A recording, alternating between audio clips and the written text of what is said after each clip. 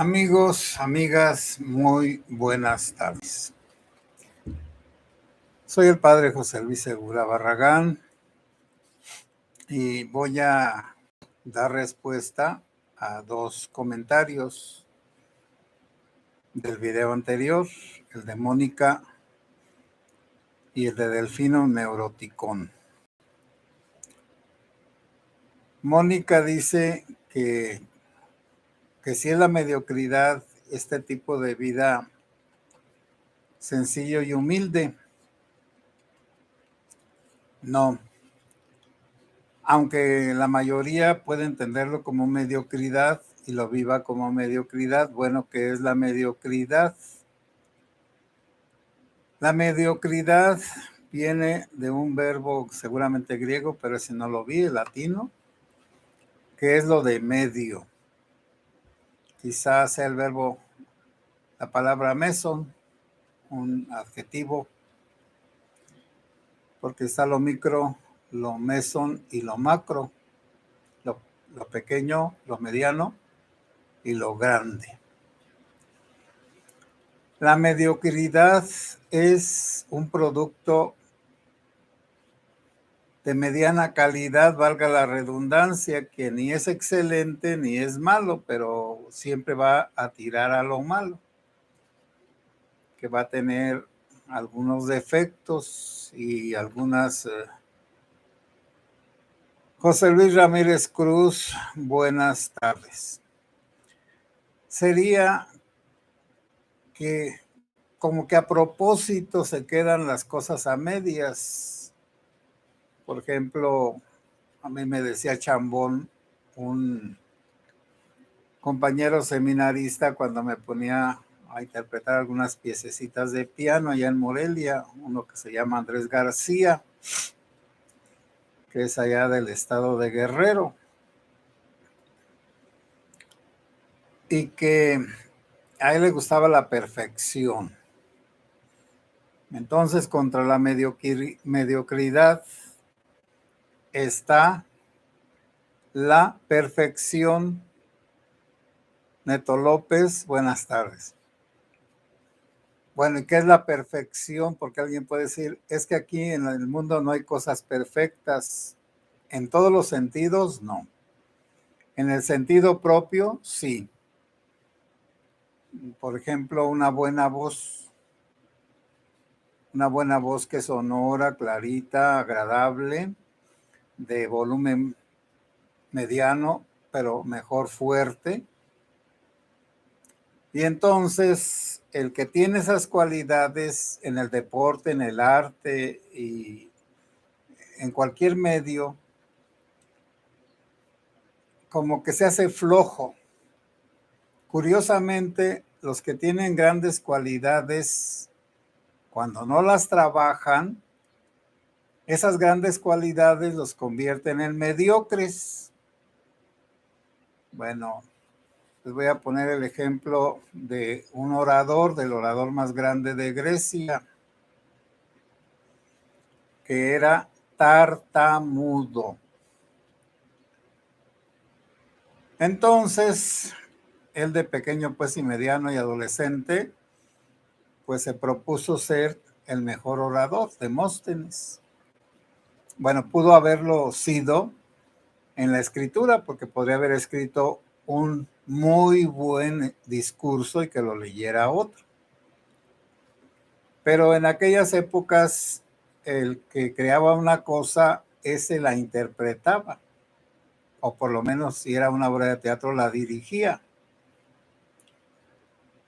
Y Demóstenes se quitó lo tartamudo usando un procedimiento muy rudo. Se ponía unas piedras en la boca y se iba a pelear con las olas. El ruido de las olas, él lo quería superar con sus sonidos de su boca. Y eso hizo que poco a poco fuera tomando el control de su dicción. Y entonces conjuntó dos cosas. Las cualidades, bueno, él no tenía cualidades. un defecto que lo hizo ser cualitativo mejor, un defecto que lo hizo brincar sobre su limitación y por supuesto, pues que fue un gran personaje en tiempos de Alejandro Magno en contra precisamente de Filipo, el padre de Alejandro Magno y de Alejandro.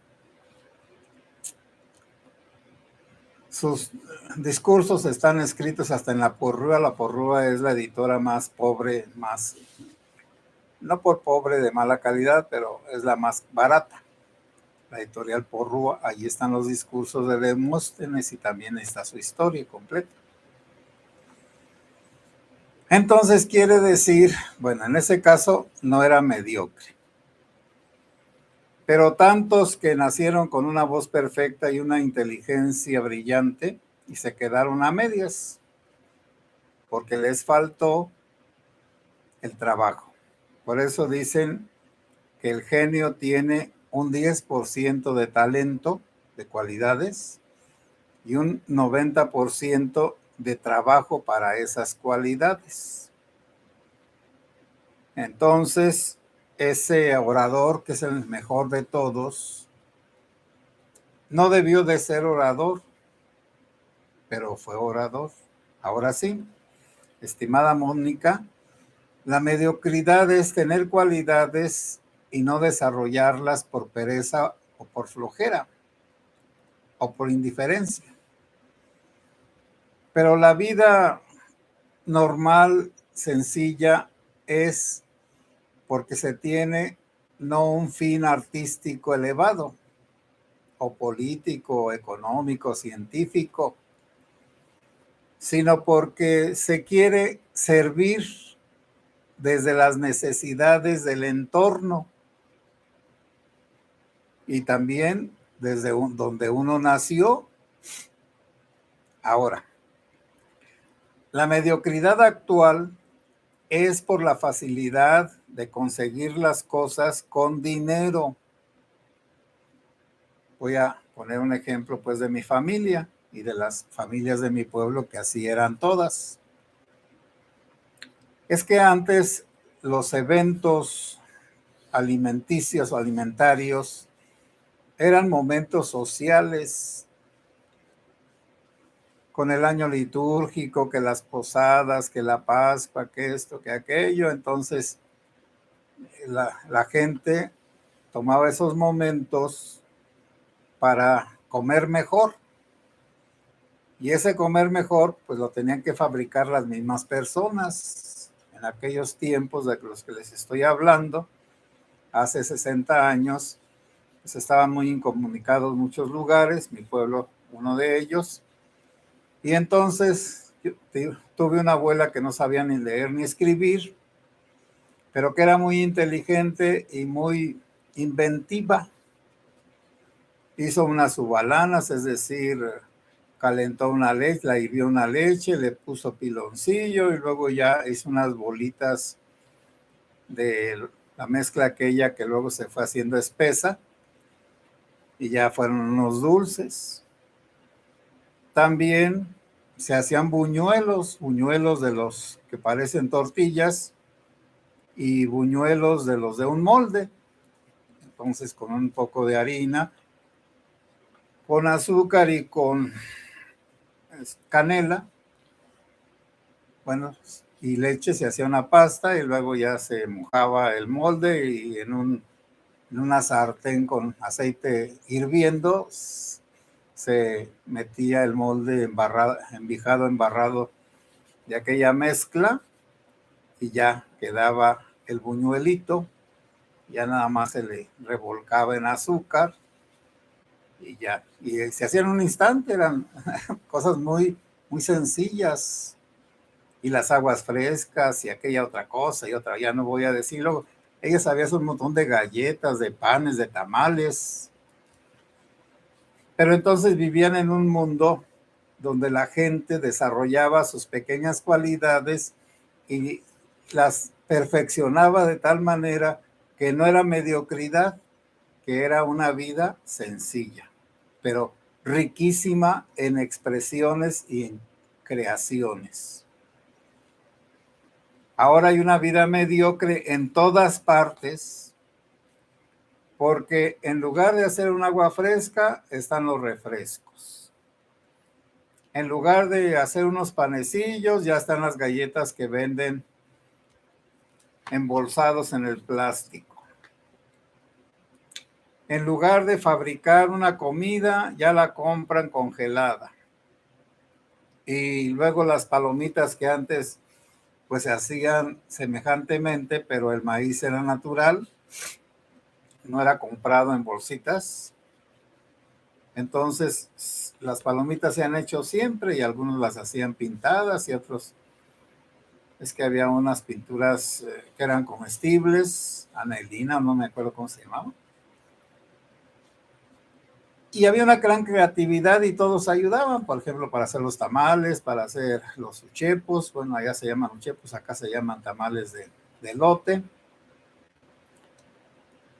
Y las mismas tortillas que se hacían con nata o gorditas que se ponían en las brasas de los fogones, ya no hay fogones, bueno, aquí sí hay, pero en la mayoría ya no hay, y que quedaban doradas y riquísimas, que competirían con cualquier guzguera de las tiendas más elegantes. Entonces, estimada Mónica, la mediocridad es otra cosa. La mediocridad es una dejadez en la vida y una malhechura en las cosas que se hacen. Esa es la mediocridad. La gente perfeccionista trata de hacer lo mejor que puede y también se nota pues en los estilos de vida. Hay personas que tienen su casa limpísima y ordenada. Y como otros pues tenemos un desorden. Primero porque no tenemos mujer que nos arregle las cosas. Bueno, no voy a echar la culpa. Y dejamos que quienes hacen el aseo se metan, misóginos o ermitaños. Entonces, esas personas, bueno, y uno lo ve hasta en los ranchos, llegaba uno a un rancho y estaban las casas de tierra, pues embarradas de diversos lodos de colores, y luego afuera un montón de macetas en las paredes, todas florecidas, hermosas, porque las regaban, las cuidaban. La huerta pegada, la huerta donde podían cosechar limones, limas, aguacates y otros frutos. Entonces todo estaba como combinado para que no hubiera mediocridad. Sabían ordeñar las vacas, arriarlas y muchas cosas, los de las maderas, que no es nada más llegar y agarrar un hacha y darle a un tronco. Bueno, en fin. La mediocridad es el no tener ganas de una perfección. Y eso es en todo. Entonces la mediocridad es el ahí se va, es el mal hecho, lo contrahecho, lo feo, lo incompleto. Y en cambio, una vida normal, bueno, es como, vamos a suponer, una señora o que trabaje, bueno, la que cuida niños, quien sea. La que es perfeccionista, pues está atenta a todo lo que sucede, que se zurró el niño, pues le cambia el pañal, etcétera, etcétera, etcétera. La cochina, la despistada, pues entonces el niño se orina y ahí lo deja, que huela mal y que se le junten un montón de moscas. Las costras en el cuello, en los pies, la mugre en toda la cara, los cabellos todos embadurnados de suciedad. Bueno, esa es la sucia, La mediocre es la que nada más le quita el pañal y le da una ligera lamida al pelo y a todo lo demás y no hizo lo que debía de hacer, que era tomar al niño, bañarlo, peinarlo, cambiarle el pañal y si acaso tenía algún talquito o también un aceite para los bebés, pues entonces aceitarlo como si fuera una máquina. Y Delfino Neuroticón, en eso de Neuroticón, eres mi tocayo o yo soy tu tocayo.